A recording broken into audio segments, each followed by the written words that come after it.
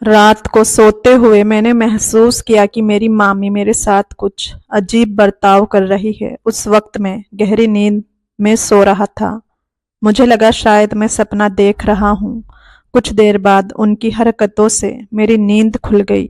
तब मैंने देखा कि मेरी मामी मेरे साथ कुछ अजीब और गलत करने की कोशिश कर रही है। ये देखकर मैं हैरान रह गया।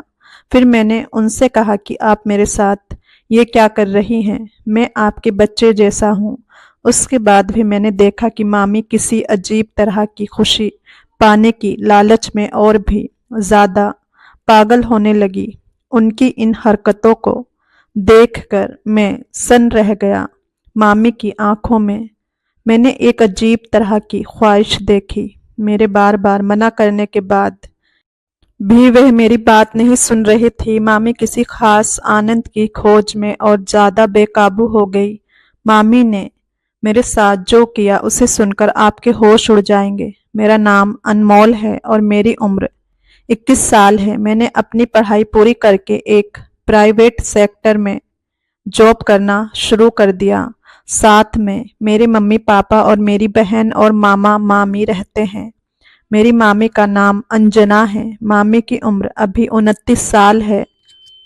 मेरे मामा होटल चलाते हैं और मेरी मामी एक हाउसवाइफ है। दीपावली की छुट्टी थी इसलिए मैंने घर जाने की तैयारियां की। सबके लिए खूब सारी शॉपिंग किया, खासकर अपनी मम्मी के लिए 4-5 पीस एक से बढ़कर एक साड़ी खरीदा। मम्मी के लिए साड़ियाँ और पापा के लिए अच्छे अच्छे पैंट और शर्ट शॉपिंग की। मैंने टिकट पहले से बुक करा रखी थी इसलिए दीपावली त्योहार से 5 दिन पहले घर के लिए निकल गया। मैं 2 साल बाद अपने घर जा रहा था क्योंकि जब से जॉब ज्वाइन किया तब से घर जाना नहीं हुआ था, इसलिए सबके लिए कुछ ना कुछ खरीदा। खासकर अपनी मामी के लिए लगभग 27 घंटे के सफर के बाद आखिरकार मैं अपने घर पहुंच गया। रात के करीब 10 बज गए थे। घर पहुंचा तो देखा सब सो चुके थे। मैंने मम्मी को उठाया, उनसे थोड़ी बातचीत करके खाना खाकर सो गया। काफी रात हो चुकी थी इसलिए मामी को नहीं उठाया। सुबह 7 बजे मेरी मामी ने मुझे जगाना शुरू कर दिया। कमरे का दरवाजा खुला था इसलिए मामी पास आकर मुझे जगाने लगी और मुझसे अपने गिफ्ट के बारे में पूछने लगी। मैं नींद भरी आंखों से कह रहा था, अभी आप जाओ, अभी मुझे सोने दो, लेकिन उन्हें अभी चाहिए था इसलिए मामी ने मेरे ऊपर से कंबल खींच ली। मैं हड़बड़ाकर उठा और मेरी हालत खराब हो गई क्योंकि मैं जिस हालत में सोया था मामी मुझे उसी हालत में देख ली थी। मुझे बहुत शर्मिंदगी महसूस हुई और दूसरी तरफ मामी मुझे इस हालत में देखकर हंस रही थी। मैं जल्दी से उठकर बैठ गया और मैंने उन्हें अच्छे से देखा, मानो मैं उन्हें पहचान नहीं पा रहा हूँ। इन 2 सालों में वह कितना बदल गई थी, बिल्कुल अलग लग रही थी। इतने दिनों बाद मैंने अपनी प्यारी मामी को देखा तो ऐसा लगा जैसे कोई अनजान प्यारी सी परी मेरे सामने आई हो। तभी उनकी आवाज से मेरा ध्यान टूटा। अंजना, मामी ने कहा, क्या देख रहे हो इस तरह से जैसे मुझे पहले कभी देखा ही नहीं हो? मैंने कहा, हाँ, सच में आप बहुत बदल गई हो, मैं आपको पहचान ही नहीं पा रहा हूँ। तब मामी बोली, मुझे बाद में दिल भरकर देख लेना, पहले मेरे लिए क्या लाए हो वह निकालो। मैंने कहा, मामी अभी दे रहा हूँ, और अलमारी से उनके कपड़े उन्हें दे दिया। वह बहुत खुश हो गई और उसी खुशी में मुझे एक अजीब तरीके से उन्होंने पकड़ लिया। उनके इस अजीब तरीके से पकड़ने पर मेरी हालत खराब होने लगी।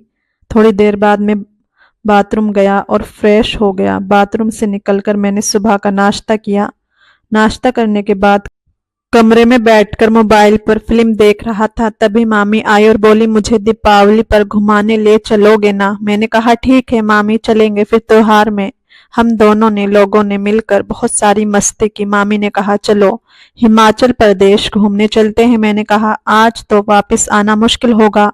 तभी मामी बोली, मुझे नहीं पता, मुझे जाना है तो जाना है, अगर जरूरत पड़े तो हम दोनों होटल में एक रात रुक सकते हैं, इसमें क्या प्रॉब्लम है, प्लीज मना मत करो। मैंने कहा, ठीक है, अगर आपको जाना है तो चलो। मेरी मामी बहुत चालाक है, उन्होंने चालाकी से मामी को भी मना लिया। फिर अगले दिन हम लोग हिमाचल प्रदेश के लिए निकल गए। सफर करते करते शाम हो गई। वहां पहुंचकर हमने पहले रहने की व्यवस्था करनी थी, क्योंकि वहां से एक ही दिन में वापस आना मुमकिन नहीं था। मैंने मामी ने मिलकर होटल ढूंढना शुरू किया। आखिरकार हमें एक कमरा मिला, वह भी सिंगल था। त्योहार की छुट्टियों में हर जगह भीड़ थी, इसलिए सिंगल रूम ही लेना पड़ा। फिर हमने अपना सामान रखा और कुछ देर आराम करने के बाद घूमने के लिए निकल पड़े।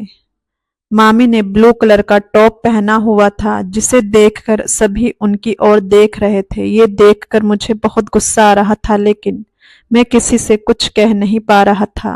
तभी एक आदमी दूसरे से कह रहा था, देख, वह आशिक कितनी खूबसूरत औरत के साथ घूम रहा है, उसकी किस्मत कितनी अच्छी है। ये सुनकर मुझे गुस्सा आ गया और मैं उनके पास जाने लगा, लेकिन मामी ने मुझे रोक लिया। फिर हमने बहुत मजे किए और पूरे दिन घूमने के बाद शाम को होटल लौट आए। फिर हमने कमरे में जाकर फ्रेश होकर दोबारा टहलने के लिए निकलने का फैसला किया। हमारे पास के कमरे में एक भैया भाभी थे, जिन्होंने हमें घूमने के लिए बुलाया। मामी ने हाँ में जवाब दिया। उन्होंने कहा, हम भी बाहर जा रहे हैं, चलिए साथ में चलते हैं। यहाँ ज्यादा लोगों के बीच अकेले घूमना ठीक नहीं लगता। हम मान गए और फिर उनसे बातचीत करते हुए हमारा परिचय हुआ। लड़के का नाम हर्ष था, लड़की का नाम रानी था। तभी अचानक रानी बोल पड़ी, आप दोनों की जोड़ी तो बहुत अच्छी लग रही है। मैं तो हैरान रह गया, समझ नहीं आया क्या कहूँ। तभी मामी ने कहा, आप दोनों का भी जोड़ा बहुत अच्छा लग रहा है। कितने महीने हो गए आपकी शादी को? तब हर्ष ने कहा, अभी 5 महीने हुए हैं। फिर हर्ष ने पूछा, आपकी शादी को कितने दिन हुए? मैं कुछ कहने ही जा रहा था, तभी मेरी मामी बोल पड़ी, अभी तो कुछ ही दिन हुए हैं। मैं तो जैसे पहाड़ से गिर पड़ा। मेरी मामी ये क्या कह रही है? तब हर्ष ने कहा, तो फिर आप लोग बिल्कुल सही समय पर हनीमून के लिए आए हैं, लेकिन हमें थोड़ी देर हो गई। रानी ने पूछा, आपकी लव मैरिज है या अरेंज मैरिज? मामी ने कहा, लव मैरिज हुई है। इधर मुझे गुस्से से पसीना आ रहा था। ये मामी क्या बोल रही थी, या फिर रानी के साथ मजाक कर रही है? चलते चलते रात के 10 बज गए और हम सब फिर से अपने होटल लौट आए। खाना पीना करने के बाद हम सोने के लिए अपने अपने कमरे में जा रहे थे।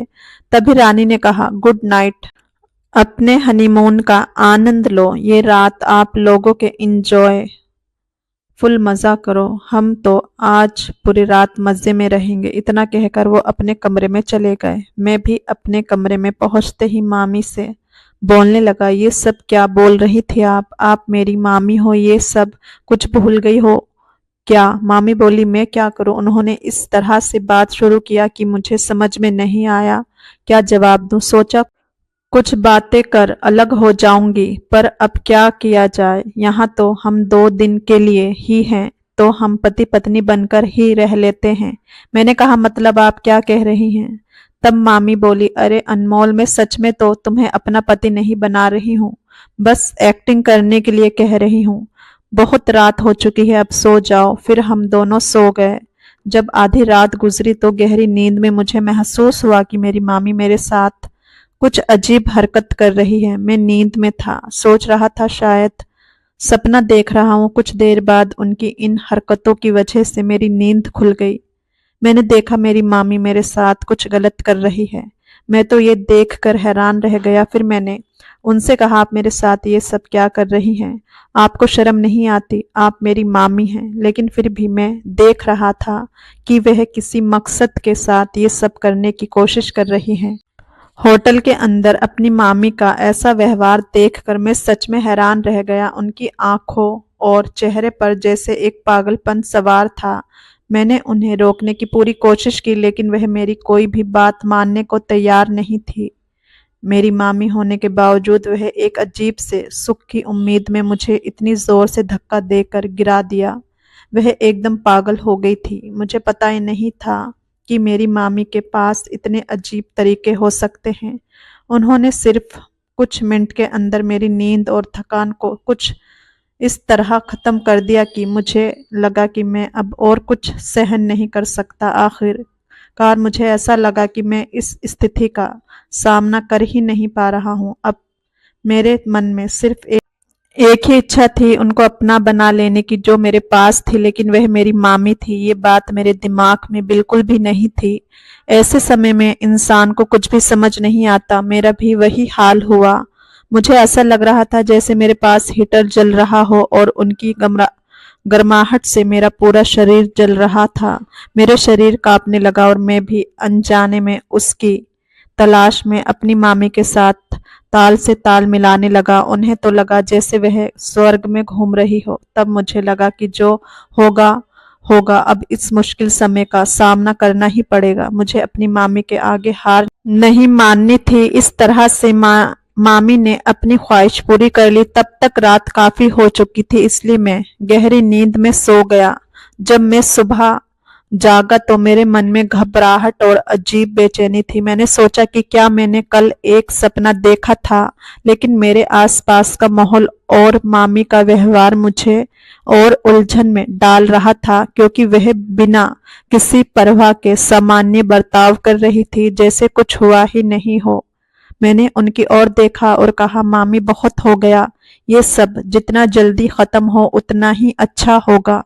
हमें इस फर्जी रिश्ते को और आगे नहीं खींचना चाहिए। तब मामी थोड़ी देर के लिए चुप रही, फिर कहा, अनमोल, मुझे पता है मैंने जो किया है वह सही नहीं था। उस वक्त मैं नहीं समझ पाई कि मैं क्या कर रही हूँ। वह तो सिर्फ एक नाटक था। तब मैंने थोड़ी राहत की सांस ली। उस रात हमने फैसला किया कि कल सुबह हम रानी और हर्ष को सच बता देंगे, भले ही वो कुछ भी सोचें। अब और झूठ नहीं चल सकता था। अगले दिन नाश्ते के वक्त हमने सबके सामने सच्चाई बताई। वो हैरान थे, लेकिन धीरे धीरे बात को समझ गए। हर्ष ने धीरे से कहा, यार, हमें लगा तुम लोग सीरियस हो, पर ये तो मजाक निकला। तब मामी ने भी हंसते हुए कहा, अच्छा है कि समय रहते सच बता दिया, नहीं तो बाद में और बड़ा मसला बन सकता था। फिर हमने सभी से माफी मांगी और वापस लौटते वक्त मामी और मैं दोनों समझ गए थे कि इस घटना ने हमें बहुत कुछ सिखाया था। हम दोनों ने फैसला किया कि अब कभी भी ऐसी हरकतों में नहीं पड़ेंगे। जैसे ही हम घर लौटे, हमें रिश्तों की मर्यादा का एहसास हो चुका था और ये घटना हमें हमेशा याद रहेगी। दोस्तों, उम्मीद करती हूँ ये कहानी आपको पसंद आई होगी। पसंद आई हो तो लाइक, शेयर, कमेंट और चैनल को सब्सक्राइब जरूर से करें। हम फिर मिलेंगे एक नई दिलचस्प कहानी में। धन्यवाद।